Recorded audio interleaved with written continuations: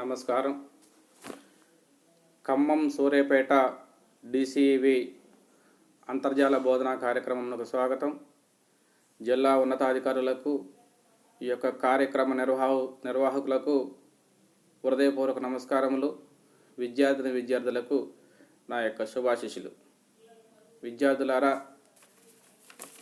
నిన్న రెండవ భాగంలో మనం చెప్పుకున్నటువంటి పాఠ్యాంశంలో, ఉద్యమ స్ఫూర్తి పాఠ్యాంశంలో మనం చెప్పుకున్నటువంటి అంశములు ఈనాడు సమాజంలో నెలకొన్నటువంటి నిర్లిప్తత, నిర్వీర్యత, రచయిత్రి గారు గాంధీజీ గారితో కలిసి చేసినటువంటి పోరాటాలు, విప్లవకారులు వైస్రాయ్ మీద బాంబు పేల్చి విఫలం కావడం, తదుపరి పర్యవసనాలు, విదేశీ వస్త్ర బహిష్కరణలో భాగంగా ఒక యువకుడు కారుకు అడ్డంగా పడుకొని నా మీద నుంచి కారు బొమ్మంటే ఆ యజమాని బట్టల వ్యాపారి అతని మీద నుంచి కారు పోనివ్వటం,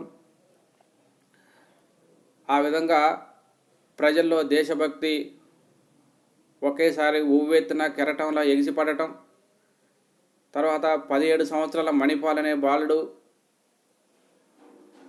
నిరసన వ్రతం చేస్తూ జైల్లో చనిపోవటం, ఇదంతా గమనించినటువంటి ప్రజలు ఇంకా ఐక్య ఉద్యమాలతోటి విజృంభించి తన యొక్క నిరసనను వ్యక్తం చేయటం మనం నిన్న చెప్పుకున్నాము. ఈరోజు మన పాఠ్యపుస్తకంలో 86వ పేజీని గమనించగలరు.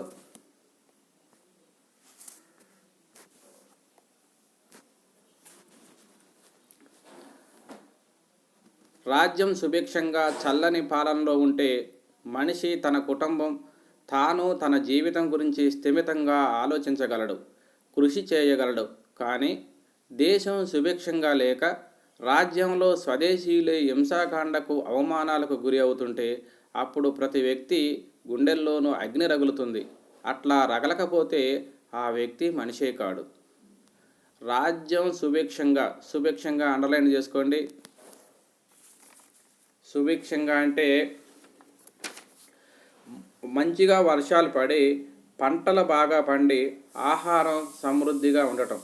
అలా పంటలు బాగా పండుతూ చల్లని పాలనలో ఉంటే, చల్లని పాలన అంటే ప్రజల అభిప్రాయాలను తెలుసుకొని పరిపాలించేటటువంటి పాలకులు. అలాంటి పాలనలో ఉంటే తన కుటుంబం, తన జీవితం గురించి స్థిమితంగా ఆలోచించగలడు, ధైర్యంగా, స్థిమితంగా, నిరాడంబరంగా ఆలోచించగలడు, కష్టించి పనిచేయగలడు. కానీ దేశం సుభిక్షంగా లేక రాజ్యంలో స్వదేశీయులే హింసాకాండకు అవమానాలకు గురి అవుతుంటే, అంటే కరువు కాటకాలతో తాండవిస్తూ మరి మన దేశంలో మన దేశస్తులే హింసాకాండకు గురవుతూ ఉంటే, అనేక అవమానాలు భరిస్తూ ఉంటే అప్పుడు ప్రతి వ్యక్తి గుండెల్లోనూ అగ్ని రగులుతుంది, ఆవేశం కట్టలు తెంచుకుంటుంది. అట్లా రగలకపోతే ఆ వ్యక్తి మనిషే కాడు. అట్లాంటి వ్యక్తి అలాంటి విషయాల్లో ప్రతిస్పందించకపోతే ఆ వ్యక్తి మనిషి కాదు, యంత్రంతో సమానము. అట్లా ప్రతిస్పందన లేకపోవటం మానవత్వం అనిపించుకోదు. మానవత్వంగా తన చుట్టూ సమాజంలో జరిగినటువంటి సంఘటనలు చేయూతనివ్వగలగాలి. అలాంటి సందర్భాల్లో స్పందించేటటువంటి మనిషి నిజమైనటువంటి మానవత్వం అనిపించుకున్నటువంటి మనిషి అవుతాడు. ఒకవేళ అలాంటి ఎటువంటి స్పందన లేని వాడిని జడుడు అంటారు. ఆ జడుడు కింద భావించాలి. ఆ రోజుల్లో మన భారతీయులు పాములని, వృక్షాలను పూజించటం, హారిబులని విదేశీయులు తమ గ్రంథాల్లో వ్రాస్తూ ఉంటే గోచీలు పెట్టుకొని భూములు దున్నుతారని, కట్టుగొడ్డలేని నిరుపేదలంటూ పరిహసిస్తూ ఉంటే భారతీయులు కూడా లజ్జాకరంగా భావించేవాళ్ళు.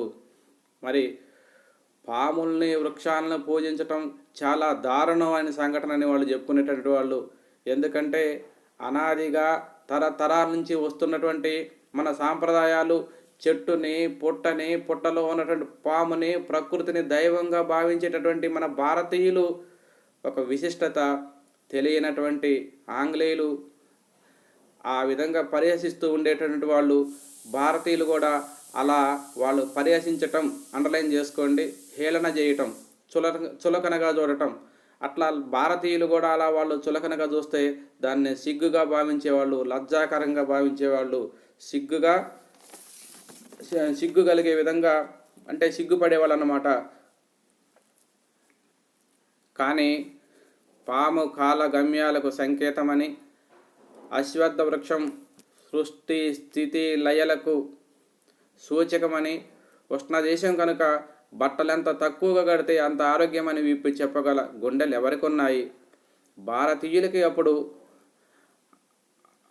అవుతే పిల్లలు బట్టలెంత తక్కువగా తొడిగితే అంత మంచిదని మట్టి తినకుండా ఒక కంట కనిపెడుతూ పిల్లల్ని పెద్దలు మట్టిలో ఎంత ఆడనిస్తే అంత నరాల పుష్టి అని నిపుణులైన వైద్యులు ఈనాడు చెబుతూ ఉంటే మనం ఆశ్చర్యంగా వింటాం. కానీ ప్రకృతికి ప్రాణికి నడుమగల ఈ అనుబంధం ఏనాడు మన పెద్దలు విప్పి చెప్పి ఆరోగ్య సూత్రాలను, ఆధ్యాత్మిక భావనలను మానవుని దైనందిన జీవితంలో కుప్పించి వదిలేసి వాటి కోసం ప్రత్యేకమైన శిక్షణలతో కాలహరణ లేకుండా తెలియజెప్పిన శాకశక్యం ఎంతమందికి తెలుసు? అంటే పాముని కాలగమ్యాలకు సంకేతము. మనం చూస్తూ ఉంటాం, సుబ్రహ్మణ్య స్వామి రూపంలో పామును కొలుస్తూ ఉంటారు, నాగుల చవితి నాడు పామును పూజిస్తూ ఉంటారు. ఈ మనిషిలో సాధు స్వభావం, క్రూర స్వభావము, ఈ రెండు స్వభావాలు గుర్తుకుని సుబ్రహ్మణ్య స్వామి రెండు ఆకారాలుగా చూపిస్తారని మనకి పురాణాలు చెబుతూ ఉన్నాయి. ఇప్పుడు మనం నాగవేంద్ర స్వామి గుడికి పోతే 2 పాములు కనిపిస్తూ ఉంటాయి. అది మనలోనే భావాలకు గుర్తు అని చెబుతూ ఉంటారు. మరి అశ్వత్థ వృక్షం అంటే ఒక్కసారి ఈ వృక్షం గురించి మీరే గమనించండి, వీడియో క్లిప్పింగ్ ద్వారా తెలుసుకోండి. అత్యంత ముఖ్యమైనది అశ్వత్థ వృక్షం. ఇలా చెట్లను పూజించడం, వాటిని దైవంగా భావించడం మూఢనమ్మకం అని నేటి తరం అనుకున్నా, ఈ అశ్వత్థ వృక్షం గొప్పదనం తెలిస్తే ఖచ్చితంగా ఇలా భావించరు. అది మనకి చేసే మేలు వల్లే వాటిని పూజిస్తూ దగ్గరగా మెలిగి ఆ లాభం పొందుతారని ఏర్పాటే ఇలా రావి చెట్టుకి పూజ. ఈ రావి చెట్లు గుళ్ళల్లోనే కనిపిస్తాయి. రావి చెట్టుని అశ్వత్థ వృక్షం అంటూ ఉంటారు. ఈ వృక్షం కిందే బుద్ధునికి జ్ఞానోదయమైంది. రావి చెట్టుకి ప్రదక్షిణలు చేయడం అనేది మనకి ఎప్పటినుంచో ఉన్న ఆచారం. రావి చెట్టుని అశ్వత్థ నారాయణుడని గౌరవిస్తారు. సాధారణంగా గుళ్ళల్లో ఖచ్చితంగా అశ్వత్థ వృక్షం ఉంటుంది. దీనికి ఆడవారు రావి చెట్టు పాటలు పాడుతూ ప్రదక్షిణాలు చేస్తారు. దీని వెనక ఉన్న కారణం కూడా శాస్త్రీయమే లేదా ఆరోగ్యానికి సంబంధించిందే. వటవృక్షంలాగే అశ్వత్థ వృక్షం కూడా చిరకాలం జీవించగల వృక్షం. అంతేకాదు ఎన్నో ఔషధీ విలువలు, ఆరోగ్య సూత్రాలు దాగి ఉన్నాయి ఈ అశ్వత్థ వృక్ష ఛాయలో. అందుకే ఆ ఛాయను నమ్మి పూజించారు మన పెద్దవాళ్ళు. అశ్వత్థం ఒక బుద్ధునికే కాదు, చాలా మంది యోగి పుంగవులకి మోక్ష మార్గం చూపించిన వృక్షంగా మన పూర్వీకులు గౌరవించారు. అలా మన పూర్వీకులచే ఆరాధింపబడ్డ ప్రతి జీవి, వస్తువు మనకి ప్రత్యక్షంగానో పరోక్షంగానో మేలు చేసేవే అయి ఉంటాయి. ఆధ్యాత్మికంగా, శాస్త్రీయంగా కూడా ఆ మేలేంటో తెలుసుకుందాం. దీని కషాయం దాహాన్ని అణుస్తుంది. తేనెతో కలిపి సేవిస్తే వాతం తగ్గుతుంది. కంతులకు కడితే అవి తగ్గుతాయి. వాంతులను ఉపశమింపజేయటానికి దీనితో చికిత్స చేస్తారు. దీని చూర్ణం నోటి పూత తగ్గిస్తుంది. పిల్లలను కోరే స్త్రీలు దీని చుట్టూ ప్రదక్షిణాలు చేయడం వల్ల పిల్లలు పుడతారనే నమ్మకం ఉంది. ఎందుకంటే ఆయుర్వేదంలో ఈ అశ్వత్థ వృక్షంతోనే దీనికి చికిత్స కూడా ఉంది. చూశారా? చికిత్స ఆ వృక్ష ఛాయలో దొరుకుతుందని, దాని చుట్టూ ప్రదక్షిణ చేస్తే అదే వైద్యం జరుగుతుందని ఆ ఆచారాన్ని చేశారు. అలా ప్రదక్షిణలు చేసి అసలు prevention is better than cure అన్న నానుడిని నిజం చేసి సమస్య తలెత్తకుండా చేశారు. దీనివల్ల ఎన్నో రోగాలు నయమవుతాయి. ఈ వృక్షం యొక్క ఆకు, కాండం, వేరు అన్ని రోగాలను నయం చేయగల శక్తి కలిగినవే. మధ్యప్రదేశ్లోని ఒక గిరిజన తండా ఈ వృక్షం యొక్క లేలేత ఆకులను ఖచ్చితంగా వండుకొని తింటారు. ఇవి గులాబీ రంగులో ఉంటాయి. కేవలం ఎండాకాలమే చిగురిస్తాయి. వీటి వల్ల చలవ చేస్తుంది, కళ్ళకి మంచిది. కుష్టుని, చెవి నొప్పులను, నడుం నొప్పిని, ఉబ్బసం, మూర్ఛ ఇంకా ఎన్నో రోగాలు నయమవుతాయి. దీని ఆకులను పంటి నొప్పులు తగ్గించడానికి కూడా వాడతారు. మనం ప్రకృతికి దూరమైపోయి ఎన్నో ప్రకృతి సిద్ధ మూలికలను, వైద్యాన్ని దూరం చేసుకుని కన్ను నొప్పి, పన్ను నొప్పికి కూడా హాస్పిటల్స్ చుట్టూ తిరుగుతున్నాం. అదే మన పెద్దలు ఏర్పరిచిన సాంప్రదాయాల వల్ల ఎంతో మేలు చేసే వృక్ష సంపదను కాపాడుకుని మన జీవన గమనాన్ని సురక్షితంగా అనారోగ్యరహితంగా మార్చుకుందాం. విద్యార్థులు విన్నారు కదా అశ్వత్థ వృక్షం యొక్క గొప్పతనం. మరి ఈ గొప్పతనం తెలియకుండా ఆంగ్లేయులు చులకనగా మాట్లాడేవాళ్ళు. ఉష్ణదేశం కనుక మనం బట్టలు ఎంత తక్కువగా కడితే అంత ఆరోగ్యమని విప్పి చెప్పగల గుండెలు ఎవరుకున్నాయి? మన ఉష్ణదేశం, వేడి ప్రదేశం, బట్టలు ఎంత తక్కువగా కట్టుకుంటే అంత ఆరోగ్యము. ఈ విషయం మనకు తెలుసు. మన సాంప్రదాయం ప్రకారం నడుచుకునే వారికి తెలుసు. కానీ వారికి ఎవరు చెప్పగలగరు? అయితే పిల్లలకు బట్టలు ఎంత తక్కువగా దొరికితే అంత మంచిదని మట్టి తినకుండా ఒక కంట కనిపెడుతూ పిల్లల్ని పెద్దలు మట్టిలో ఎంత ఆడనిస్తే అంత నరాల పుష్టి అని నిపుణులైన వైద్యులు ఈనాడు చెబుతూ ఉంటే మనకు చెప్తున్నారు పిల్లల్ని మట్టిలో ఆడుకోనిస్తే సహజమైనటువంటి యాంటీబాడీస్ వాళ్ళకు వస్తాయి అని చెప్తున్నారు. మన కరోనా టైంలో కూడా మన భారతీయులకు ఎందుకు ఎక్కువ కరోనా రావటం లేదంటే మన భారతీయులు ఎక్కువగా కష్టపడి పనిచేసే వాళ్ళు ఎక్కువగా ఉన్నారు, మట్టిలో తిరిగే వాళ్ళు ఎక్కువగా ఉన్నారు. సహజంగా వాళ్ళలో యాంటీబాడీలు అనేవి ఉత్పత్తి అవుతాయి, రోగ నిరోధక శక్తి ఎక్కువగా ఉంటుంది అని చెప్పారు. రోగ నిరోధక శక్తి ఎక్కువగా ఉండటం అంటే ఏంటి? ప్రకృతి ఇచ్చినటువంటి సహజంగా ఉన్న వనరులను ఉపయోగించుకోవటం. అంటే చెట్ల నుండి మందులు తయారు చేసుకోవటం, కృత్రిమటువంటి పదార్థాలు తినకుండా ఉండటం, ప్రకృతిలో నీరు, ఎండ, గాలి వీటిని స్వేచ్ఛగా అనుభవించటం. దీనివల్ల మనం వ్యాధి నిరోధక శక్తి ఎక్కువగా ఉంటుంది. మరి పిల్లల్ని ఎంత ఆడనిస్తే అంత నరాల పుష్టి అని ఇప్పుడు డాక్టర్లు చెబుతున్నారు. కానీ పూర్వం రోజుల్లోనే పిల్లలు బాగా ఆటలాడుకునేవాళ్ళు. ఇప్పటి పిల్లల కంటే ఒకప్పుడు పిల్లలు చాలా ఆటలాడేవి, రకరకాల ఆటలాడేవి. దాని ద్వారా వాళ్ళు నరాల పుష్టి అంటే చాలా బలంగా ఉండేటటువంటి వాళ్ళు. నరాల పుష్టి అండర్లైన్ చేసుకోండి. అంటే నరాల పుష్టి అంటే బలంగా ఉండటం. మరి ఇలాంటి ఇప్పుడు ఆశ్చర్యంగా వింటున్నాం మన వైద్యులు ఇప్పుడు చెబుతుంటే ప్రకృతికి ప్రాణికి నడుమగల ఈ అనుబంధం ఏనాడో మన పెద్దలు విప్పి చెప్పి ఆరోగ్య సూత్రాలు, ఆధ్యాత్మిక భావనలు అంటే అండర్లైన్ చేసుకోండి. పరమాత్మ సంబంధమైన ఆలోచనలు. మనం చెట్లని, దేవతా వృక్షాలని దేవతల రూపంలో పోలుస్తాము. ఆ చెట్ల నుండి అనేకమైనటువంటి ఆయుర్వేదంలో మనం చెట్ల యొక్క మూలికలు వాడుతూ మన యొక్క ఆరోగ్యాన్ని కాపాడుకుంటున్నాం. ఇంకా ఆధ్యాత్మిక భావనల ద్వారా మన మనసు ప్రశాంతంగా ఉంటుంది. ఈనాడు మెడిటేషన్ అని ప్రత్యేక భవనాలు నిర్మించి చేస్తున్నవి ఏనాడో మన వాళ్ళు అలాంటి అనుభూతి, భావనలు ఇవన్నీ కూడా ఆధ్యాత్మిక వల్ల పొందగలిగారంటే ఎంత గొప్ప విషయం. మరి ఇవన్నీ కూడా దైనందిన జీవితంలో కుప్పించి వదిలేసి మన పూర్వీకులు ఇవన్నీ కూడా మనం చేయకుండా ఈనాడు ఆటల కోసం ప్రత్యేక సమయం కేటాయిస్తున్నాం. అలా కాకుండా ఆటలాడేవి, యోగా, ధ్యానం అనేవి మన దైనందిన జీవితంలోనే మనకు వచ్చేటట్టుగా మనకి సంస్కృతి సాంప్రదాయాలు సమకూర్చి పెట్టారు మన పూర్వీకులు. వాటి కోసం ఎటువంటి శిక్షణలు, కాలహరణ లేకుండా ప్రత్యేక సమయం అంటూ కేటాయించి కాలహరణ లేదు. ఇప్పుడు చూడండి, కాలహరణ అంటే ఖర్చు కావడం అనేది ఉండదన్నమాట. కాలగమనం అనేది కాలం సమయం వేస్ట్ కావడం అనేది ఉండదు. ఇప్పుడు చూడండి, మన వాళ్ళు ప్రత్యేకంగా పూర్వీకులు పల్లెటూరులో ఎవరన్నా ప్రత్యేకంగా ఉదయం సాయంత్రం వాకింగ్లకని టైం పెట్టుకుని వెళ్ళే వాళ్ళు చేసే దైనందిన పనుల్లోనే వాళ్ళకి కావాల్సినంత ఆరోగ్యం సమకూరేది. కాబట్టి ఇప్పుడున్నటువంటి ఆరోగ్య పరికరాలు ఇవన్నీ కూడా ఆనాడు లేవు. ఇవి చెప్పగలిగినటువంటి చాకచక్యం ఎంతమందికి తెలుసు? ఎవరు చెప్పగలుగుతారు? ఏమీ తెలియని సంస్కృతి సాంప్రదాయాలని బ్రిటిష్ వారికి అని మనకి రచయిత గారు చెబుతున్నారు. అయితే ప్రాచ్యాత్యమంతా నాగరికతేనని, ప్రాచ్యమంతా అప్రాచ్యమేనని ప్రాచ్యులే పరాణబుక్కులవుతే ఇక పరిపాలనలో ఛాందసాచారాల్లో పడి దిక్కు కానక ఉన్న వారికి దిక్కేమిటి? అందుకే ఈ స్వాతంత్ర్య సమరం ప్రారంభమైనది. అంటే ఇక్కడ గమనించిన విద్యార్థులారా, ప్రాచ్యాత్యమంతా అంటే పాశ్చాత్యులు అనమాట. పాశ్చాత్య నాగరికత తెలిసినటువంటి వాళ్ళు. ప్రాచ్యము అంటే ఈ తూర్పు దేశాల ప్రాంతం వాళ్ళని ప్రాచ్యులు అంటారు.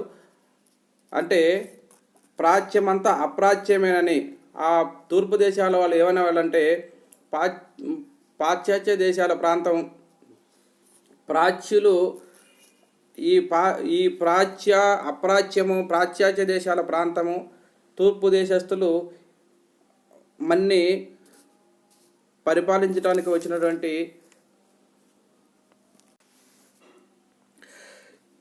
అయితే తూర్పు దేశాల ప్రాంతం అంతా పాశ్చాత్య దేశాల ప్రాంతం.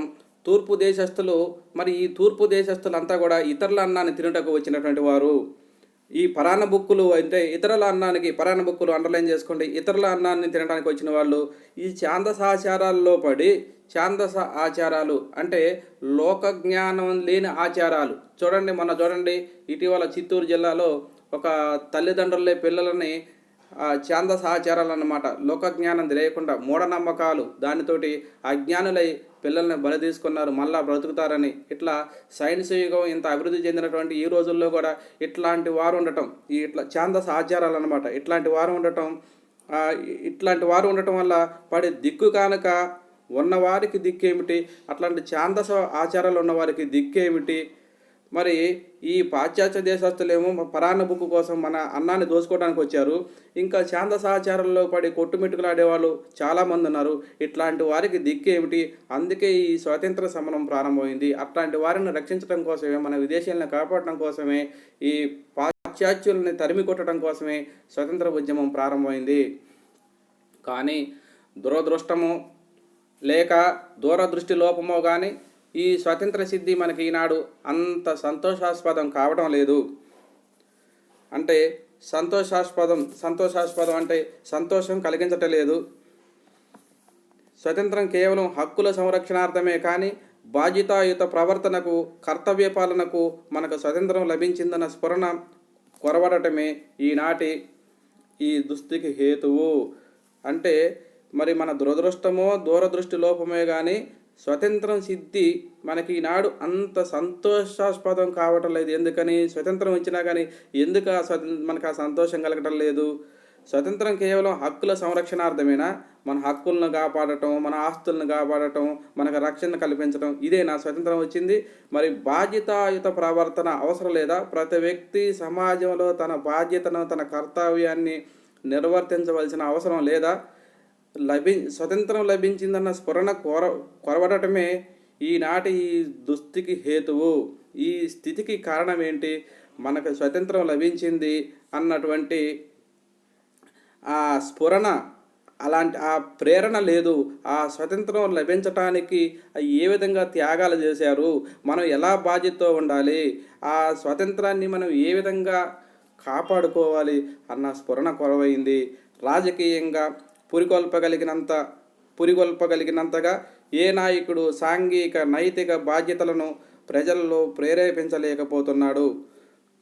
రాజకీయంగా పురికొల్పగలిగినంతగా రాజకీయ నాయకులు వాళ్ళ రాజకీయంగా ఏ విధంగా అయితే ప్రజలను చైతన్యవంతులు చేస్తున్నారో అదేవిధంగా సాంఘిక బాధ్యతలు, నైతిక బాధ్యతలలో వాళ్ళ కర్తవ్యాలని వాళ్ళకి గుర్తు చేయలేకపోతున్నారు, వాళ్ళని చైతన్యం చేయలేకపోతున్నారు, ప్రజలు తెలుసుకోలేకపోతున్నారు. ఎందువలనంటే ఆ నాయకులకు సాంఘిక నైతిక విలువలు లేకపోవడం మాట అటుంచి, మరి నాయకులు వాళ్ళ రాజకీయం చూసుకొని వాళ్ళ గడుపుకుంటున్నారు కానీ సమాజంలో ఉన్నటువంటి రుగ్మతల్ని బాగు చేయటానికి శ్రమించటం లేదు, పాటుపడటం లేదు. మరి సాంఘిక నైతిక విలువలు లేకపోవడం మాట అట్లా ఉంచితే ప్రజలు కూడా స్వార్థపరులై దేశక్షేమం అంటే కేవలం తమ ఒక్కరి బాగుగా భావించటం, దేశక్షేమం అంటే నేను బాగుపడితే చాలు, నా కుటుంబం బాగుపడితే చాలు అన్ని ఆలోచించటం, వారిలో సాంఘిక బాధ్యత లోపించటం శోచనీయమైన అంశంగా తయారైంది. సాంఘిక బాధ్యత అంటే ఈ సమాజంలో ఉద్ధరించటకు నేనొక పౌరుణ్ణి, నేనొక మార్గదర్శకంగా ఉండాలి అని ప్రతి ఒక్కరూ ఆలోచించకపోవటం శోచనీయము అంటే ఇది విచిత్రంగా ఉన్నదన్నమాట.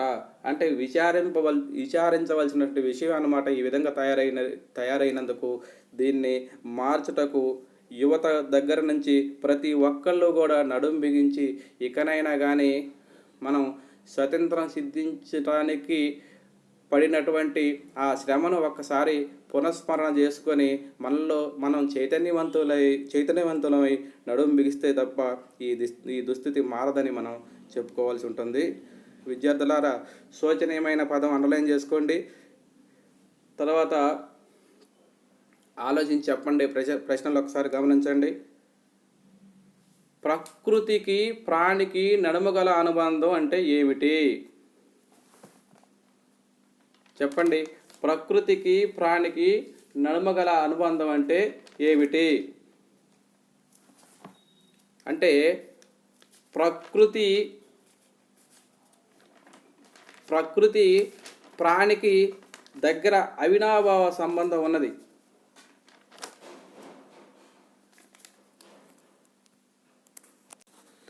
మనం భారతీయులు పాములను వృక్షాలను పూజించేవారు. మరి అది పూర్వకాలం నుంచి నేడు కూడా ఇప్పుడు కూడా పూజిస్తూనే ఉన్నారు. రావి చెట్టు ఏమో సృష్టి స్థితి లయలకు సూచకంగా భావిస్తూ ఉంటారు. పిల్లలకు బట్టలు తక్కువగా దొరికితే వారిపై సూర్యకాంతి పడుతుందని, పిల్లలు మట్టి తినకుండా ఉంటే మట్టిలో ఆడుతూ ఉంటే వారికి నరాల పుష్టి కలుగుతుందని, ఈ విధంగా ప్రాణికి ప్రకృతికి సంబంధం ఉంటుంది. సూర్యకాంతిలో డి విటమిన్ ఉంటుందని మనకు తెలుసు. ఇప్పటికి కూడా పిల్లలకి అవి పచ్చ కామెరలు అవి వచ్చినప్పుడు బాల్యంలో లేలేత కిరణాలు తాకాలని ఆ ఎండలో కొద్దిసేపు ఉంచుతూ ఉంటారు. ఇవి మనం గమనిస్తూ ఉంటాము. రెండవ ప్రశ్న గమనించండి. మన పెద్దల చాకచక్యం ఏమిటి? మన పెద్దలు ప్రకృతికి ప్రాణికి గల అనుబంధాన్ని విప్పి చెప్పారు. ఆరోగ్య సూత్రాలను, ఆధ్యాత్మిక భావనలను మానవుడి నిత్య జీవితంలో ఒప్పిపోయేటట్టుగా వాళ్ళు తయారు చేశారు, వదిలేశారు. ఆ విధంగా మన పెద్దలు ఆరోగ్యం కోసం ప్రత్యేకమైన శిక్షణలతో కాలయాపన చేయకుండా ఆరోగ్య సూత్రాలు చాకచక్యంగా మనకి నిత్య జీవితంలోనే మనకు వనగూరేటట్లు విధంగా తయారు చేసి పెట్టారని చెప్పుకోవచ్చు. మూడో ప్రశ్న చూడండి. బాధ్యతాయుత ప్రవర్తనకు, కర్తవ్య పాలనకు కూడా మనకు స్వాతంత్రం లభించింది. దీనిపై మీ అభిప్రాయం చెప్పండి. స్వాతంత్రం మనకు హక్కులు మాత్రం తెచ్చిపెట్టింది, కానీ హక్కులతో పాటు మనం బాధ్యతలు కూడా తెలుసుకోవాలి. ప్రతి ఒక్కళ్ళు బాధ్యతతోటి ప్రవర్తించాలి.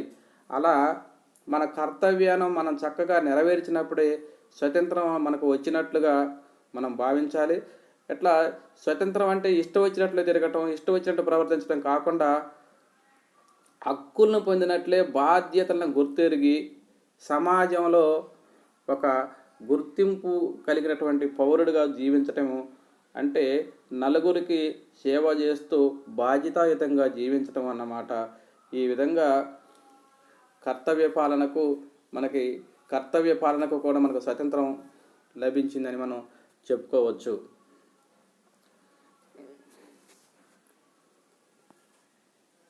విద్యార్థులారా, ఇంతటితోటి ఉద్యమ స్ఫూర్తి పాఠ్యాంశం పూర్తయినది. తర్వాత పాఠం చదివి కింది పేరాలను శీర్షిక పెట్టండి, ఆ పాఠంలో ఆ పేరాలో కీలక పదాలు రాయండి అన్న పట్టిక ఉన్నది. ఆ పట్టికను గమనించండి ఒకసారి. ఆ పేరా సంఖ్య 1వ పేజీ ఇచ్చారు. శీర్షిక పేరు ముఖ్యమైన పదాలు 1వ పేజీ చేయండి. మొదటి పేజీలో ఈనాడు దేశంలో ఎక్కడ ఏ మూల ఏమి జరిగినా మనకెందుకులే అన్నటువంటి ఈ పేరాను చదివి ఒక శీర్షికను సూచించండి. గమనించారు కదా, ఈ పేరాలో సాంఘిక నిర్లిప్తత మనకు గోచరిస్తుంది. కాబట్టి ఈ పేరాకి శీర్షిక సాంఘిక నిర్లిప్తతను పెట్టవచ్చు. మరి ఆ పేరాలో ముఖ్యమైన పదాలు ఏమున్నాయి గమనించండి. నిర్లిప్తత, ఎప్పుడూ చచ్చేవాడికి ఏడ్చేదెవరు, స్వతంత్ర సమరసంభవు, నిర్వీర్యత, సాంఘిక నిర్లిప్తత. ఇవి ఆ పేరాలో ఉన్నటువంటి ముఖ్యమైన పదాలుగా మనం చెప్పుకోవచ్చు. ఈ ముఖ్యమైన పదాలు మీరు పదపట్టిక ద్వారా వీటికి అర్థాలు తెలుసుకోగలరు. ఇంకా సందేహాలు ఏమైనా ఉంటే మీ ఉపాధ్యాయుల ద్వారా తెలుసుకోగలరు. తర్వాత ఆ, పేరా 5వ పేరాను గమనించండి. 5వ పేరాలో ప్రధాన అంశం ఏముంది? విదేశీ వస్త్ర బహిష్కరణ కోసమే కదా వాళ్ళ ఆ వ్యాపారిని బట్టలు అమ్ముకోకుండా చేసింది. కాబట్టి దానికి విదేశీ వస్త్ర బహిష్కరణ ఉద్యమం అని పేరు పెట్టవచ్చు. దీంట్లో ముఖ్యమైన పదాలు విదేశీ వస్త్ర బహిష్కరణోద్యమం, సత్యాగ్రహాలు ప్రాధేయపడటం, వ్యాపారి యువకుడిపై కారు పోనివ్వడం, ప్రభుత్వ అండదండలో వ్యాపారికి ఉండటం, ఇవన్నీ కూడా అందులో ఆ పేరాలు ఉన్నటువంటి ముఖ్య అంశాలు. తర్వాత 9వ పేరాను గమనించండి. 9వ పేరా ఇప్పుడు మనం చెప్పుకున్నటువంటి పేర. అందులో దేశం అధోగతి చెందటం, గ్రామీణుల అజ్ఞానంలో ఉండటం, ఛాందసాచారాలు అన్నీ ఉన్నాయి కాబట్టి సమాజం వ్యాధిగ్రస్తం అని పెట్టుకోవచ్చు. వ్యాధిగ్రస్త సమాజం అని శీర్షిక పెట్టుకోవచ్చు. స్వతంత్రం వచ్చాక దేశం అధోగతి ముఖ్యమైన పదాలు. గ్రామీణులు అజ్ఞానంలో మరగటం, ఛాందసాచారాలు, దేశభక్తుడి గుండె మండడం, సమాజం వ్యాధిగ్రస్తం కావడం, ఇవి ముఖ్యమైన పదాలుగా చెప్పుకోవచ్చు. తర్వాత ఉన్నటువంటి దాని కింద ఉన్నటువంటి పేరా చూడండి. మాసూమా బేగం గురించిన కింది పేరా చదవండి. సందర్భాన్ని బట్టి ఖాళీలను సరైన పదాలతో పూరించండి. మాసూమా బేగం హైదరాబాదులో చూడండి. హైదరాబాదులో ఏమైంది ఇక్కడ డాష్ ఆమె ప్రముఖ సంఘ హైదరాబాదులో ఏమైంది? ఆమె హైదరాబాదులో జన్మించింది. ఆమె ప్రముఖ